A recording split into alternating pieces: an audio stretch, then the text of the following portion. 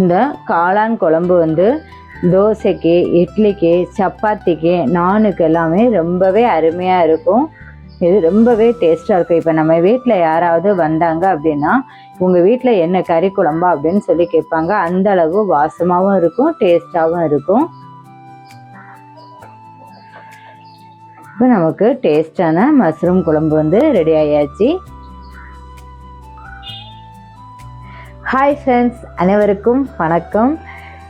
Welcome to MMSK Vlogs. இன்றைக்கி நம்ம வீடியோவில் என்ன பார்க்க போகிறோம் அப்படின்னா, மஷ்ரூம் குழம்பு வச்சு தான் நம்ம வந்து பார்க்க போகிறோம். மஷ்ரூமில் கிரேவி.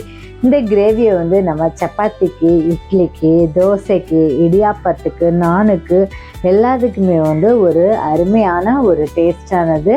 இதை வந்து நம்ம எப்படி செய்யலாங்கிறத நம்ம பார்ப்போம். இப்போ வந்து நம்ம வந்து இன்றைக்கி என்னென்ன இன்க்ரீடியன்ட்ஸ் எடுத்திருக்கோம் அப்படின்னா, அது வந்து நம்ம வீட்டில் இருக்கக்கூடிய பொருட்களை வச்சே நம்ம வந்து செய்யலாம். இப்போ நம்ம வந்து ஒரு கடாய் எடுத்தாச்சு.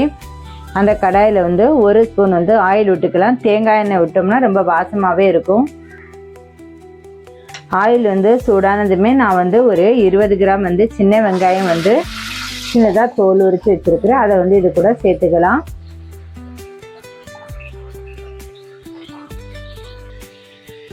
இது கூட ஒரு ஸ்பூன் வந்து நல்ல மிளகு, 1/4 டீஸ்பூன் வந்து ஜீரகம்,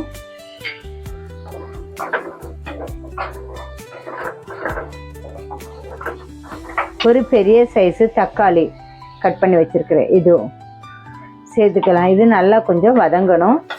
ரொம்ப வதங்க வேண்டாம், ஒரு 70% வந்து வதங்கினா போதும். நம்ம இது வந்து மிக்ஸியில் வந்து அந்த கிரேவி வந்து நமக்கு நல்லா திக்காக வர்றதுக்காக தான் வதக்கி எடுக்கிறோம். இந்த அளவு வந்து வதக்கி எடுத்துக்கணும். இனி இதை வந்து நம்ம ஒரு பாத்திரத்துக்கு மாற்றிக்கலாம். நம்ம இப்போ வந்து மாற்றியாச்சு. இனி அதே கடாயிலே வந்து 2 ஸ்பூன் வந்து தேங்காய் எண்ணெய் வந்து விட்டுக்கலாம். நமக்கு ஆயில் வந்து சூடாயாச்சு. ஆயில் வந்து சூடானதுமே இதில் வந்து ஒரு துண்டு பட்டை, 2 ஏலக்காய், 4 கிராம்பு, ஒரு சின்ன அன்னாச்சி பழம் தாளிக்கிறதுக்காக நம்ம போட்டுக்கலாம். இதில் ஒரு பெரிய சைஸு வெங்காயம் வந்து சின்னதாக கட் பண்ணி எடுத்துருக்கிறேன். அதையும் வந்து இது கூட சேர்த்துக்கலாம்.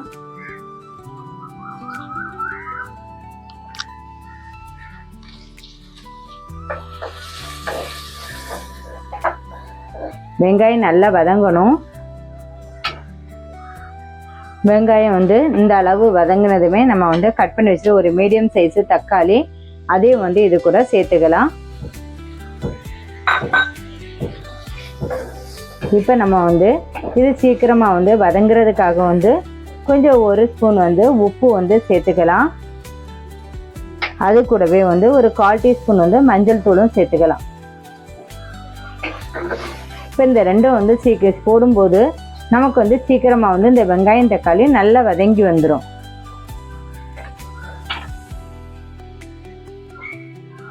தக்காளியும் வெங்காயமும் நல்லா வந்து வதங்கியாச்சு.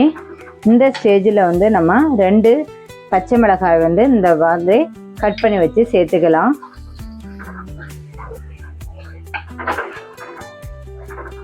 இது கூடவே அரைச்சி வச்சிருக்கிற இஞ்சி பூண்டு விழுதையும் நம்ம சேர்த்துக்கலாம். ஒரு ஸ்பூன் வந்து இஞ்சி பூண்டு விழுது எடுத்துருக்கிறேன். இந்த இஞ்சி பூண்டு விழுது பச்சை வாசனை வந்து போகிற அளவுக்கு நம்ம வந்து வதக்கிக்கணும்.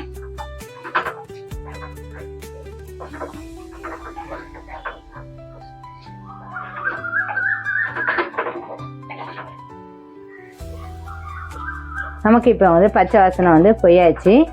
இதுக்கு சேர்க்கக்கூடிய மசாலா எல்லாமே நம்ம வந்து சேர்த்துக்கலாம். இப்போ மஞ்சள் தூள் வந்து நம்ம ஆல்ரெடி சேர்த்தாச்சு. எப்போவுமே நம்ம ஃபஸ்ட் வந்து வதக்கிறதுக்காக வந்து சேர்த்துட்டோம். இனி இது கூட ஃபஸ்ட் வந்து 1 டேபிள் ஸ்பூன் வந்து கரம் மசாலா எடுத்துருக்குறோம். இது கூடவே 1/2 டேபிள் ஸ்பூன் வந்து ஜீரகத்தூள், 1/2 டேபிள் ஸ்பூன் வந்து சோம்புத்தூள், 1 டீஸ்பூன் வந்து மல்லித்தூள், 1 டேபிள் ஸ்பூன் வந்து மிளகாய்த்தூள். இது எல்லாமே சேர்த்து நம்ம வந்து மிக்ஸ் பண்ணிக்கலாம். இது கூடவே நம்ம அரைச்சி வச்சிருக்கிற தக்காளி வெங்காயம் விழுது இருக்குல்ல, சின்ன வெங்காயம், இதையும் நம்ம வந்து சேர்த்துக்கலாம்.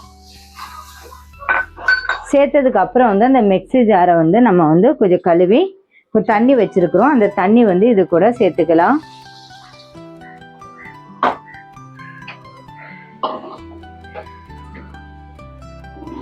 நான் இன்னைக்கு வந்து ஒரு 300 கிராம் மஷ்ரூம் வந்து நல்லா கழுவிட்டு இந்த மாதிரி இந்த சைஸில் வந்து கட் பண்ணி வச்சிருக்கிறேன். இதை நம்ம இனி சேர்த்துக்கலாம். இதை சேர்த்து நம்ம வந்து வேக விடலாம்.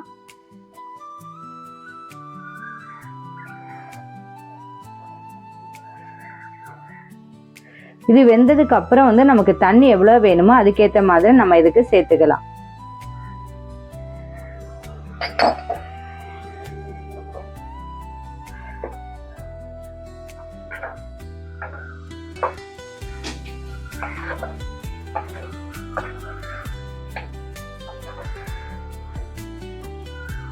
இது வேகட்டு ஒரு மூடி போட்டு நம்ம வந்து ஒரு 5 மினிட்ஸ் கழிச்சு நம்ம பார்க்கலாம்.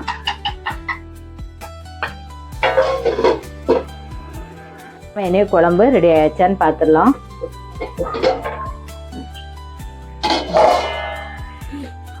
வணக்கம், மஷ்ரூம் குழம்பு ரெடி ஆயிடுச்சுங்க. இனி டேஸ்ட்டுக்கு தேவையான உப்பு வந்து சேர்த்துக்கலாம். இது கூடவே நமக்கு வந்து தண்ணி எவ்வளவு தேவையோ அதுவும் சேர்த்துக்கலாம். இப்போ கொஞ்சம் கிரேவியாக வேணும்னா நம்ம வந்து கொஞ்சம் தண்ணி கம்மியாக சேர்த்துக்கலாம். கொஞ்சம் லிக்விடாக வேணும் அப்படின்னா கொஞ்சம் ஜாஸ்தியாக வந்து சேர்த்துக்கலாம். நான் கொஞ்சம் வந்து செமி சாலிடாக தான் எடுத்துருக்கிறேன். இன்னும் கொஞ்சம் கொதிக்க விட்டுட்டு ஒரு 5 மினிட்ஸு கொதிக்க விட்டுட்டு நம்ம வந்து ஸ்டவ்வை வந்து ஆஃப் பண்ணிக்கலாம். நமக்கு வீடே மணக்கக்கூடிய மஷ்ரூம் குழம்பு ரெடி ஆயாச்சுங்க. இப்போ நம்ம இறக்குற நேரத்தில் இதுக்கு வந்து நம்ம வந்து கொஞ்சம் கொத்தமல்லி இலையை தூவிக்கலாம் வாசனைக்கு.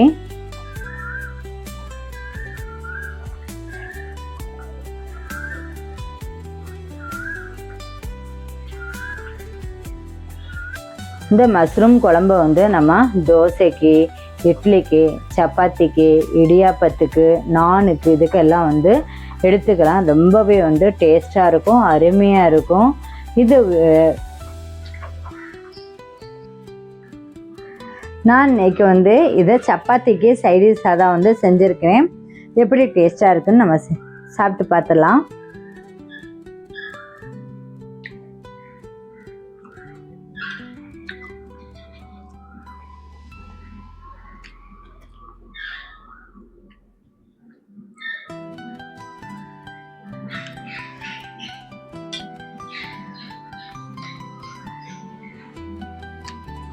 காரம் எல்லாமே கரெக்டாக இருக்குது. இது வந்து சாதத்துக்குமே வந்து நம்ம பிசைஞ்சு சாப்பிடலாம் சைடிஷாகவே.